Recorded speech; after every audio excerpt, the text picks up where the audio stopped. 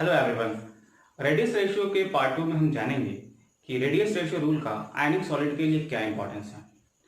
बच्चों, radius ratio rule आयनिक solid के दो इंपॉर्टेंट फैक्टर्स को, दो इंपॉर्टेंट पार्ट को डिस्क्राइब करता है। पहला, रेडियस रेशियो रूल आयनिक क्रिस्टलाइन सॉलिड के स्टेबिलिटी के बारे में बताता है और दूसरा यह आयनिक क्रिस्टलाइन सॉलिड के शेप के बारे में बताता है। तो आइए जानें कि कैसे, पहले पार्ट को समझेंगे कि कैसे ये स्टेबिलिटी को बताता है। तो आज हमारा टॉपिक रहेगा रेडियस रेशियो रूल पार्ट 2। और सबसे पहला पॉइंट हम लोग डिस्कस करने जा रहे हैं स्टेबिलिटी।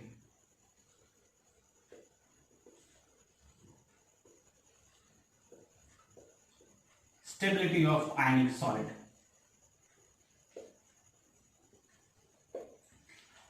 तो हम जानते हैं कि एक आयनिक सॉलिड के कंस्टिट्यूएंट पार्टिकल्स क्या हो सकते हैं। पहला एनायन और second one is the cation. तो एनायन का चूंकि साइज बड़ा होता है कैटायन से, तो हम ये मानेंगे कि जो एनायंस होते हैं वो पैकिंग में पार्टिसिपेट करते हैं। तो सपोज करिए कि पैकिंग हो गई है किसी क्रिस्टलाइन सॉलिड, इमेजिनरी कोई क्रिस्टलाइन सॉलिड है और उसके एक यूनिट सेल को मैंने लिया हुआ है। यहाँ पर एक इमेजिनरी आयनिक सॉलिड है, उसका यूनिट सेल हम यहाँ पर ले रहे हैं। तो जैसा कि मैंने कहा कि हम ये मान चुके हैं कि एनायन ही पैकिंग के लिए कंट्रीब्यूट कर रहा है, तो यहाँ पे जो पार्टिकल जो भी होगा,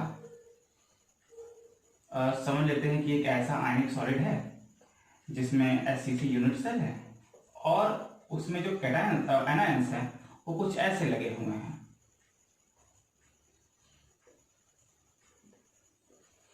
ये कुछ ऐसे लगे हुए हैं। Clear?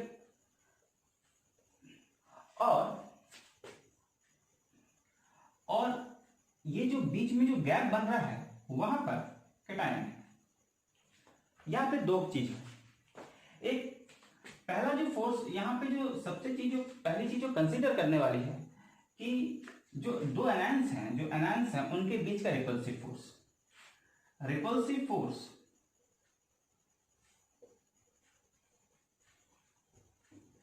between anions, and the second one, the attraction force due to cation and anion. Attraction between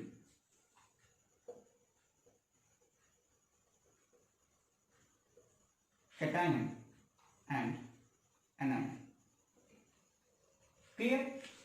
तो फिर एक क्वेश्चन आता है कि इससे स्टेबिलिटी का क्या मतलब है। जरा समझें इस चीज को कि अगर रिपल्सिव फोर्स का मैग्नीट्यूड अगर बहुत ज्यादा है तो ये जो पार्टिकल्स है एक दूसरे से मैक्सिमम पॉसिबल डिस्टेंस पे रहेंगे, जिसके कारण आयनिक क्रिस्टल का जो स्टेबिलिटी फैक्टर है वो बहुत कम हो जाएगा। फिर अगर अट्रैक्शन फोर्स और रिपल्सन जो फोर्स है अगर इक्वल मैग्नीट्यूड में है तो यहां से क्रिस्टल स्टेबल होना स्टार्ट होता है। और अगर अट्रैक्शन फोर्स का जो मैग्नीट्यूड अगर बहुत अधिक हो जाए तो क्रिस्टल स्टेबलाइज हो जाता है। तो कहने का मतलब ये है कि जो आयनिक क्रिस्टल की स्टेबिलिटी है वो डिपेंड करती है magnitude of attraction between cation and anion. तो यहां तक हम लोग जान चुके हैं कि जो आयनिक सॉलिड का जो स्टेबिलिटी है वो डिपेंड करता है कि attraction between cation and anion. Cation और एनायन के बीच अट्रैक्शन जब ज्यादा होगा तभी आयनिक क्रिस्टल की स्टेबिलिटी अधिक होगी। और ये कैसे पॉसिबल है देखते हैं।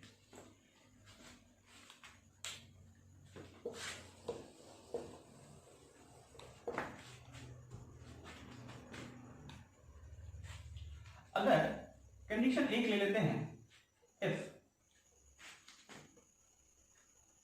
size of cation is very small with respect to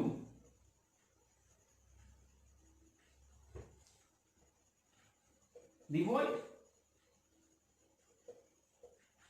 अगर कैटायन का जो रेडियस है, साइज है, अगर वो वॉइड के रेडियस से बहुत छोटा है तो क्या हो सकता है?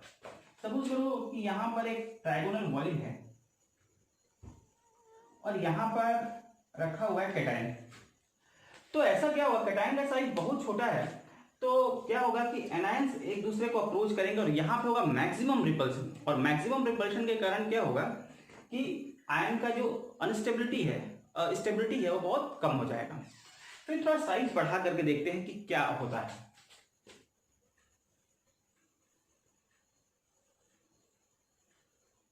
अगर हम कहें कि रेडियस जो है, कैटायन का जो रेडियस है वो एग्जैक्टली इक्वल है वॉइड के रेडियस के, तो आप देख पा रहे हैं कि यहां की तुलना में यहां पे कैटायन का साइज चूंकि बहुत ज्यादा है तो अट्रैक्शन क्या है, ज्यादा होगा, और यहां पे क्रिस्टल जो है वो स्टेबलाइज होने लगेगा। अब एक और कंडीशन ले लेते हैं, सेकंड, ये फर्स्ट कंडीशन का पार्ट था। सेकंड कंडीशन में if size of cation is equals to radius of void, तो होगा क्या, यहां से स्टेबिलिटी होना स्टार्ट हो जाएगा, यहां से स्टेबल होना क्रिस्टल स्टार्ट हो जाएगा। एक और कंडीशन है,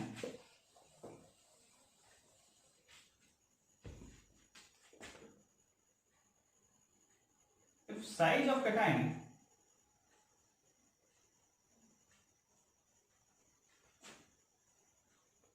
is maximum या is greater than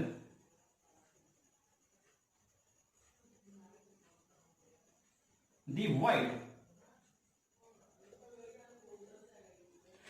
ऐसे कंडीशन में ये हो सकता है।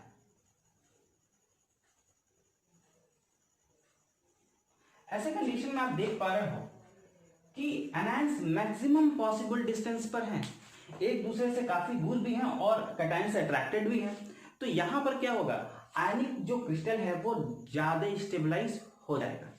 तो अभी तक हम लोगों ने देखा कि जो आयनिक सॉलिड की जो स्टेबिलिटी है वो डिपेंड करती है अट्रैक्शन बिटवीन कैटायन और एनायन, और दूसरी चीज जो स्टेबिलिटी है वो डिपेंड करता है size of cation.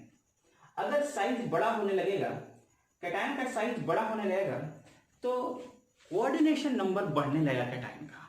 Coordination number बढ़ने का मतलब है कि मैक्सिमम एनायन जो हैं वो कैटायंस के सरफेस पर अक्यूमुलेट होने लगेंगे और क्लोज होने लगेंगे। तो इससे स्टेबिलिटी में वृद्धि होगी, स्टेबिलिटी इन्हांस कर जाएगी। तो ये पहला पॉइंट था कि हाँ, अब एक और बात आती है, यहाँ पे एक बात ये आती है कि यहाँ पर रेडियस रेशियो का क्या फंडा है, मतलब कि रेडियस रेशियो यही तो बताता है कि किसी क्रिस्टल में कैटायन का साइज अधिक है कि नहीं। अगर रेडियस रेशियो की वैल्यू अधिक है, suppose RR is the radius ratio and this is radius of cation and it is radius of anion। तो अगर रेडियस रेशियो की वैल्यू अधिक है किसी फिक्स्ड एनायन के लिए, तो ऑब्वियस सी बात है कैटायन का साइज जो है अधिक होगा। तो फिर से हम लोग आते हैं कि radius ratio rule basically gives information about two factors. The first one is the stability of the ionic solid and second one is the shape of the ionic solid। अब स्टेबिलिटी को कैसे बताया कि स्टेबिलिटी इस बात पर depend करती है कि कैटायन और एनायन के बीच अट्रैक्शन है कि नहीं है। अगर अट्रैक्शन ज्यादा होगा तो ऑब्वियस सी बात है कि आयनिक सॉलिड अधिक स्टेबल होगा। एक दूसरा फैक्टर भी है साइज ऑफ कैटायन। अगर साइज बहुत छोटी है वॉइड से तो यहां पर बहुत अनस्टेबिलिटी रहेगी आयनिक सॉलिड में। अगर size of cation is equal to the size of radius, ये वो लिमिटिंग रेडियस है कैटायन का जहां से आयनिक क्रिस्टल स्टेबलाइज होना स्टार्ट हो जाएगा। फिर अगर कैटायन का रेडियस अगर अधिक हो गया तो कोऑर्डिनेशन नंबर धीरे धीरे बढ़ने लगा, मैक्सिमम एनायन जो है वो अप्रोच करने लगेंगे और धीरे धीरे क्रिस्टल जो है वो स्टेबलाइज होने लगेगा।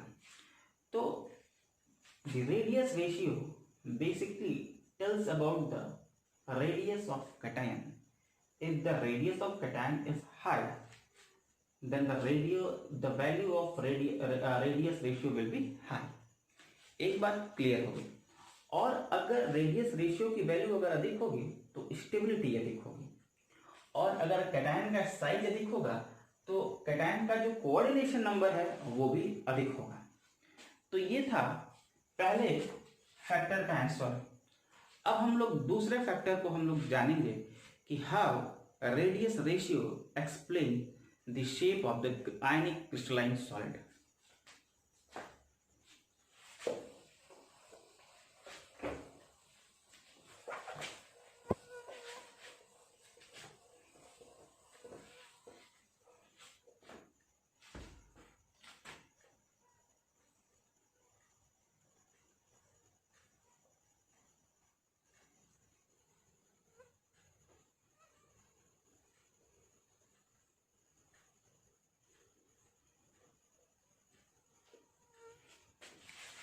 जैसा कि आप स्क्रीन पे देख पा रहे होंगे कि आपके सामने एक चार्ट दिया गया है जिसमें लिमिटिंग रेडियस रेशियो, कैटायन का कोऑर्डिनेशन नंबर, वॉइड का शेप और क्रिस्टल के स्ट्रक्चर टाइप के साथ साथ एग्जाम्पल भी दिया गया है। जैसे कि अगर किसी क्रिस्टल के लिए रेडियस रेशियो की वैल्यू 0.225 से कम आ रही है तो वहाँ कैटायन का कोऑर्डिनेशन नंबर 2 या 3 होगा। अगर 2 कोऑर्डिनेशन नंबर है तो उस वॉइड शेप लीनियर होगा, और अगर कोऑर्डिनेशन नंबर 3 है तो वॉइड का शेप ट्रायंगुलर प्लेनर होगा, और उस क्रिस्टल का स्ट्रक्चर जो होगा वो वॉइड के शेप के अकॉर्डिंग होगा, जैसे एग्जांपल में B2O3 दिया गया है। लेकिन अगर रेडियस रेशियो 0.225 से 0.414 है और कोऑर्डिनेशन नंबर 4 है तो उस वॉइड का जो शेप होगा टेट्राहेड्रल होगा, और क्रिस्टल का स्ट्रक्चर एस्फेलेराइट जिंक ब्लेंड जैसा होगा। एग्जांपल CuCl, CuBr, Cui और HGS है। इसी तरह अगर वॉइड का रेडियस रेशियो 0.414 से 0.732 है तो कोऑर्डिनेशन नंबर 4 या 6 हो सकता है। यदि 4 कोऑर्डिनेशन नंबर है कैटायन का तो स्क्वायर प्लेनर वॉइड का शेप होगा, लेकिन अगर कोऑर्डिनेशन नंबर 6 है तो वॉइड का शेप ऑक्टाहेड्रल होगा, और इस कंडीशन में जो क्रिस्टल का जो स्ट्रक्चर होगा वो NaCl टाइप का होगा। एग्जाम्पल में मैग्नीशियम ऑक्साइड, सोडियम ब्रोमाइड जैसे कुछ क्रिस्टल हैं। लेकिन अगर लिमिटिंग रेडियस रेशियो की वैल्यू 0.732 है तो कोऑर्डिनेशन नंबर 8 होगा, और शेप क्यूबिक शेप होगा, वॉइड का शेप क्यूबिक होगा, और जो स्ट्रक्चर टाइप होगा वो सीजियम क्लोराइड जैसा होगा। तो मुझे लगता है कि इस वीडियो में आप आयनिक सॉलिड के स्टेबिलिटी और आयनिक सॉलिड के शेप को डिटरमाइन करने के लिए रेडियस रेशियो का क्या इम्पोर्टेंस है आप समझ पाए होंगे।